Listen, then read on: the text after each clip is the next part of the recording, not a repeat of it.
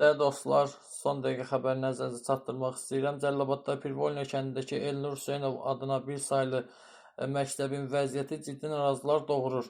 Sakinlərin Cənublaza verdiyi məlumata görə məktəb uzun müddətdir təmir olunmayıb, sinif otaqları və dəhlizlər baxımsız haldadır. Xüsusilə sanitar qovşaqları demək olar ki, istifadəyə yararsız vəziyyətdədir. Valideynlər deyirlər ki, uşaqlar belə şəraitdə dərs oxumağa çətinlik çəkirlər və aidiyyəti qurumlar təcili tədbir görülməsini tələb edirlər.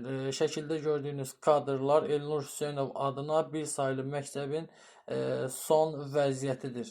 Maksimum dərəcədə paylaşıb dəstək olmağınızı hər birinizdən rica edirəm.